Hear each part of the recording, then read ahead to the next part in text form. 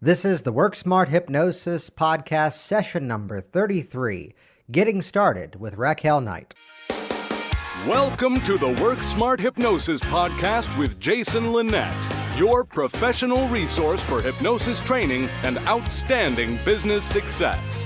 Here's your host, Jason Linett.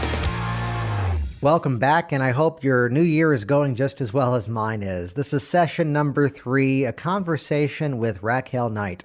Now, chances are most of you are not aware of Racquel, but I'm actually very well aware of her, as she actually took my certification class going on about a year and a half ago.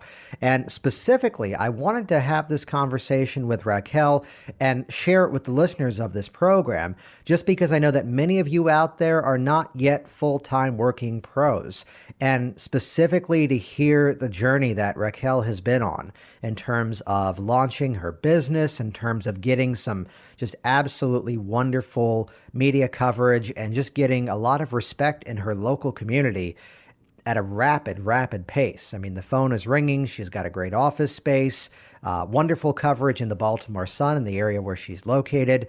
And I think that's phenomenal. And it all comes down to one simple concept: taking action. Her website is hypnosiscolumbia.com. I'll link to that into the show notes. Let's jump right in. Session number 33, Getting Started with Racquel Knight.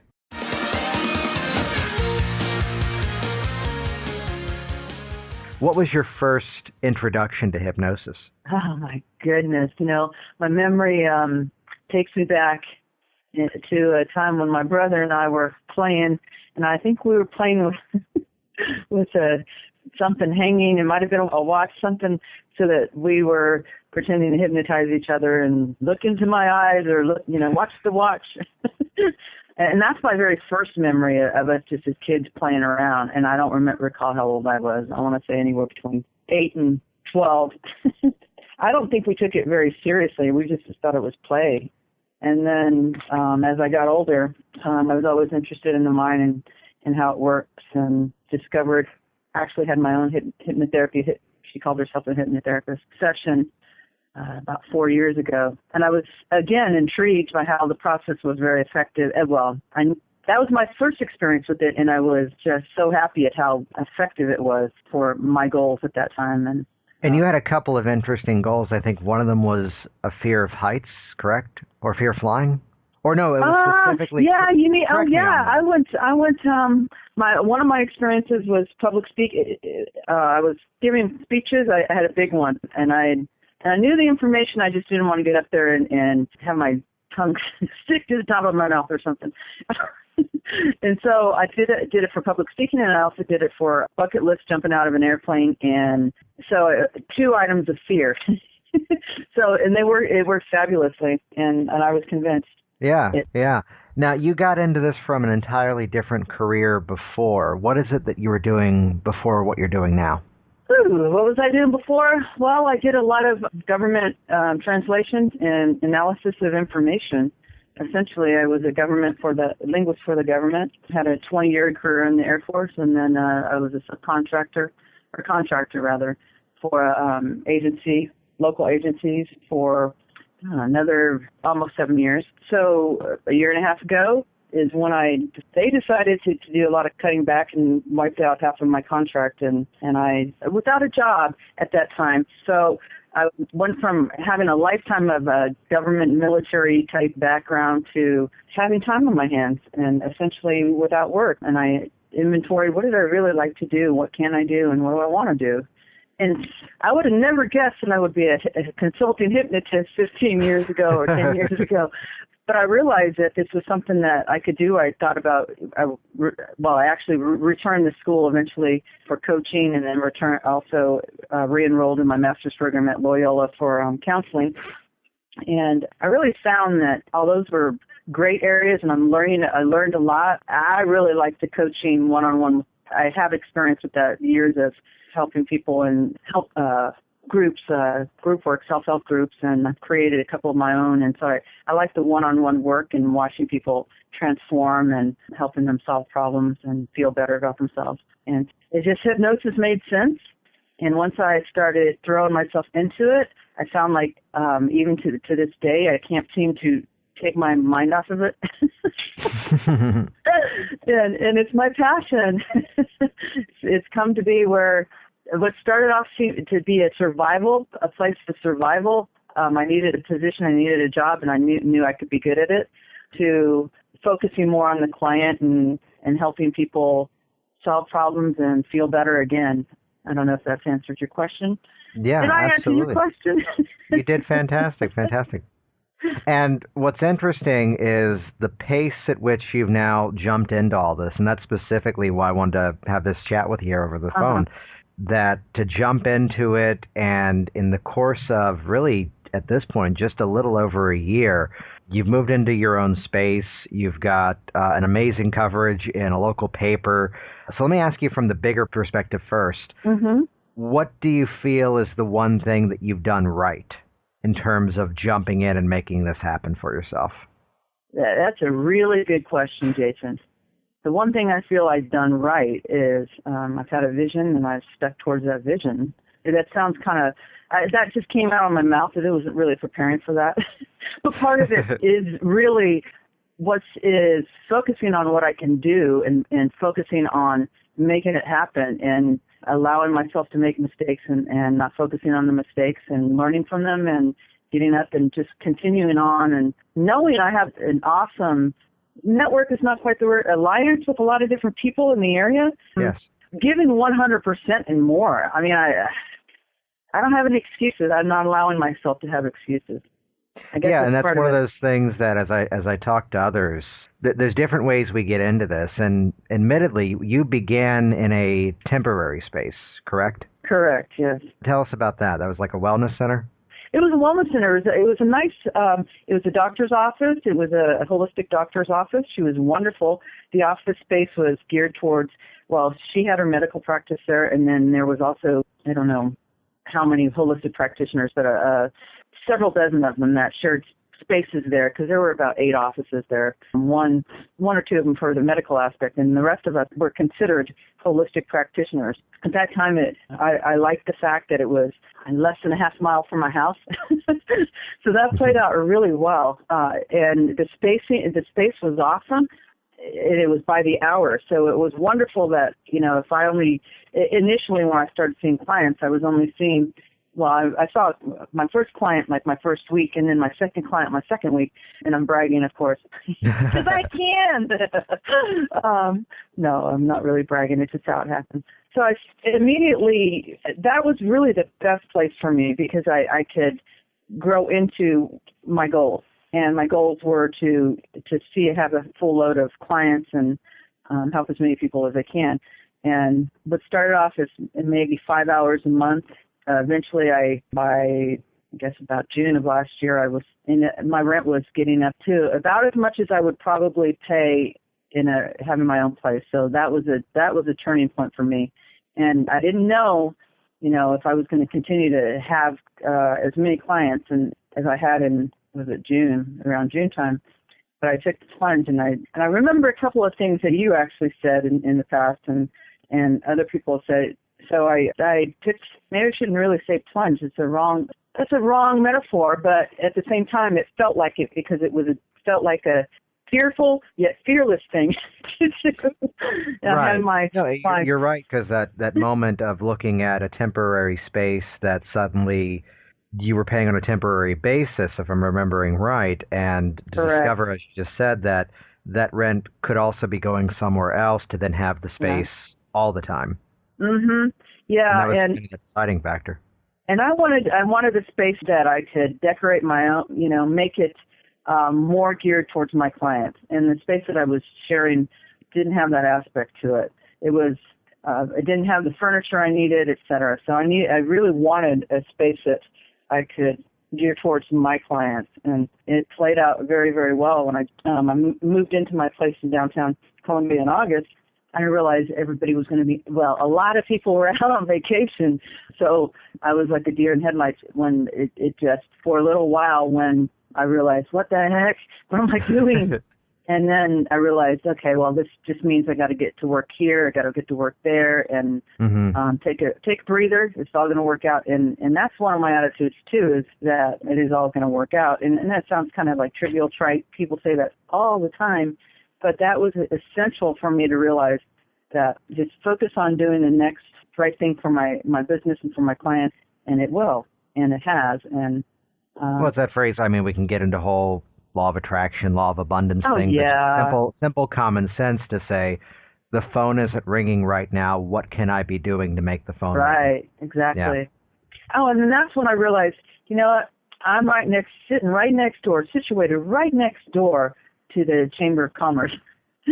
And that's when once the office got in place and I was comfortable, and I was seeing clients, I just wasn't seeing as many clients in my first month after I moved in.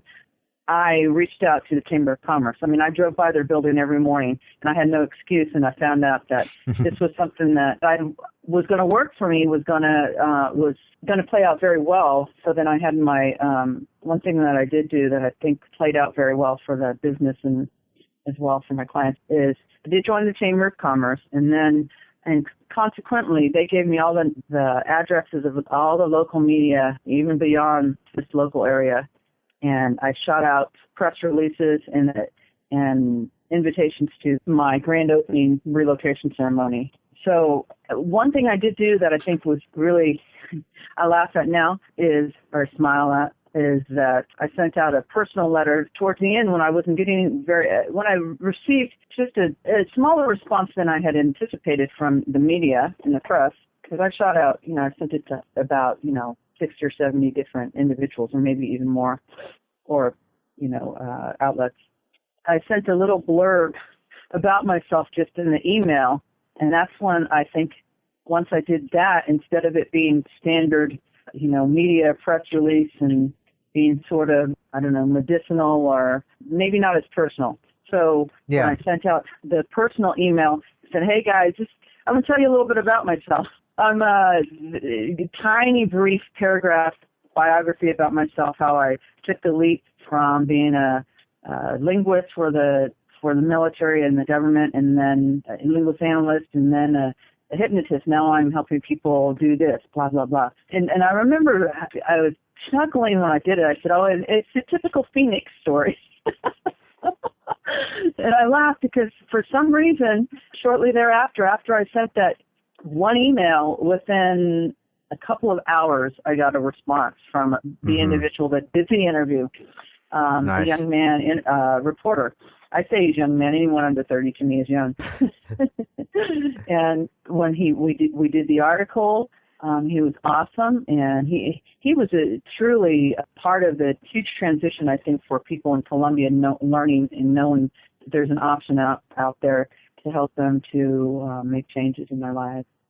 And just to clarify, we're talking the Baltimore Sun here, correct? They're talking the Baltimore Sun. Yeah, yes. Which is the major newspaper in your area. Yeah, so it is. Absolutely. Yeah, so not to downplay it. I mean, this is the big get. This is the big thing. And specifically, just to reiterate the story, would you say it was a difficult strategy, or just choosing to sit down and finally do the strategy that made it happen?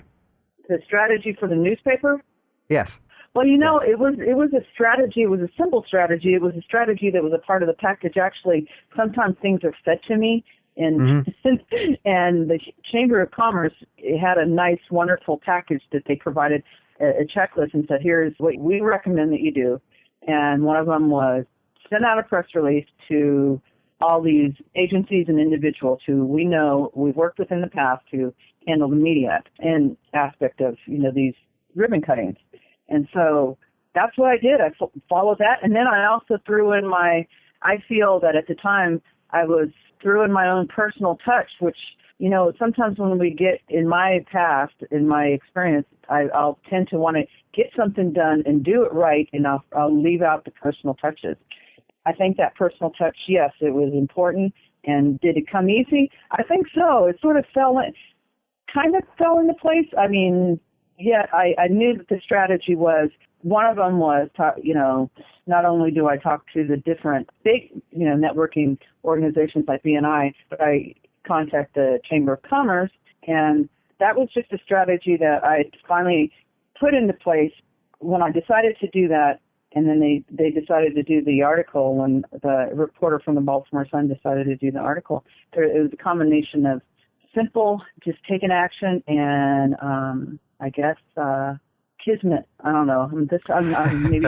You know what I mean? No, that's great. That's great. No, because I share, I'll leave out the name, but a mutual friend and I were trading emails just this morning, and it just came down to he sends out a regular newsletter and reformatted that newsletter in a way that it no longer looks like a newsletter. It now looks like a personal email. And by doing that, discovering that the people opening it up jumped up exponentially by doing that, to which still the little side note was he was still starting off his email with a little graphic, which then when you look at it on the display of like a smartphone, it showed a bunch of HTML code as what the first sentence was. And then I was sharing the trick of, like any good press release, is kind of how you write an email. The headline should grab their attention, the first sentence should grab their attention, and that way that first sentence of text shows up in the actual email display. And it's specifically what you just said, that personal touch, that it's kind of a funny thing that even if we want to talk advertising for, you know, some of the big three of the smoking, the stress, the weight loss, we're kind of conditioned to see a whole bunch of that stuff and just ignore it. We have DVRs where we flip through commercials. We watch a video online and here's the advertisement. We're just waiting for that 5-second countdown to click past the ad without even considering what the ad is. And when something suddenly shows up, which is exactly what you did, which is personal, which is, hey, this is who I am, this is what I do, that's, as you found, that's where you get the best response.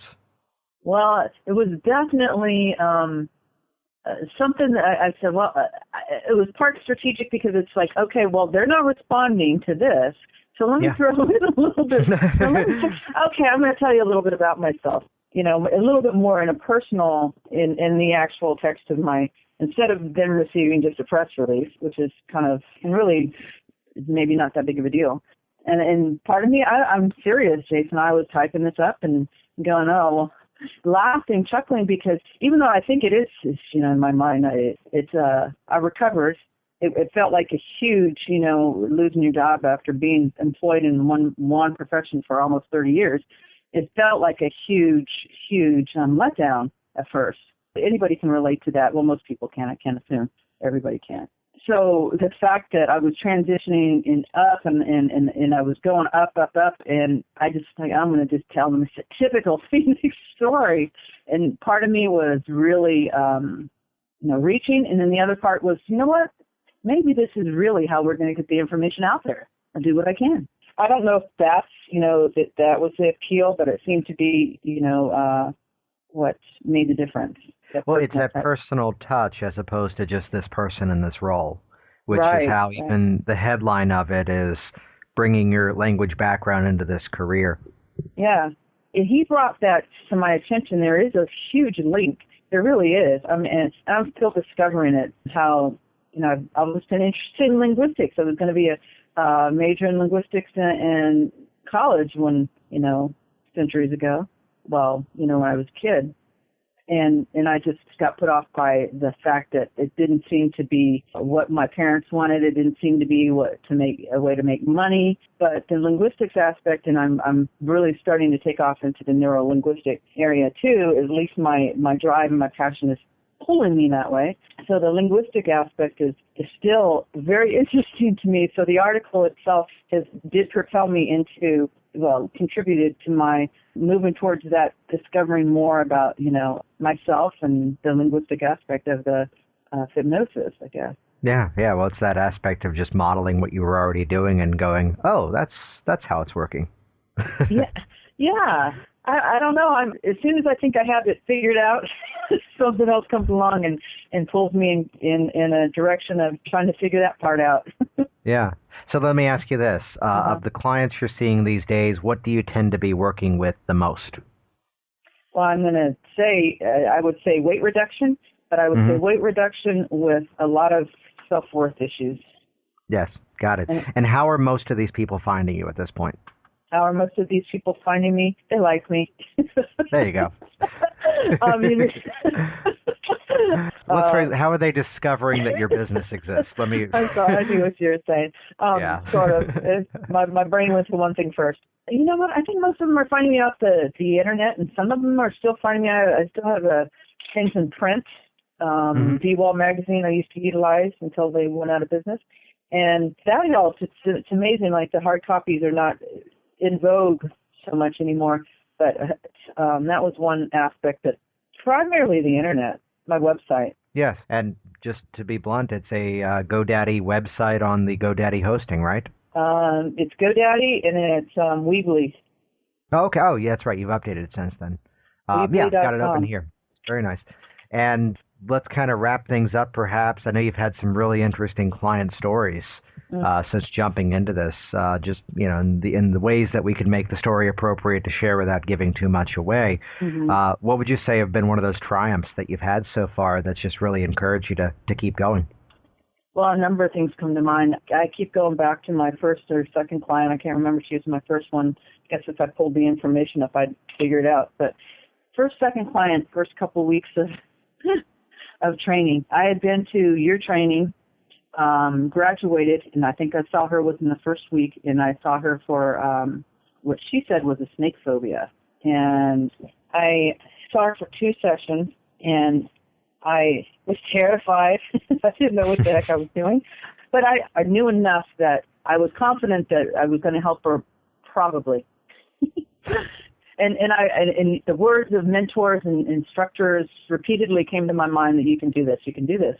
And sure enough, after 2 sessions, I actually had learned age regression before I actually became certified hypnotist. So I did an affect bridge with her for the feelings and reworked her internalization of messages she received.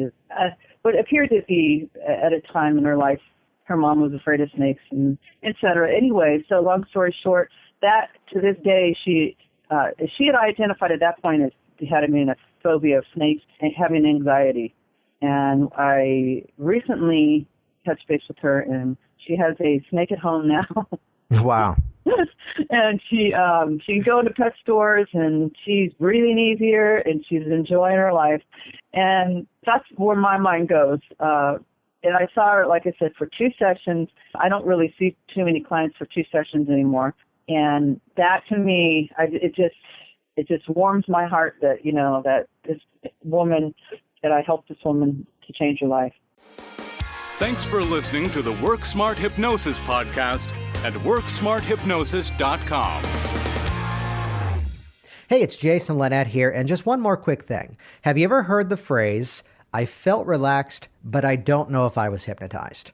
Well, if you've heard that statement before, what it basically means is that one of the most important ingredients of your hypnotic session or demonstration simply wasn't there.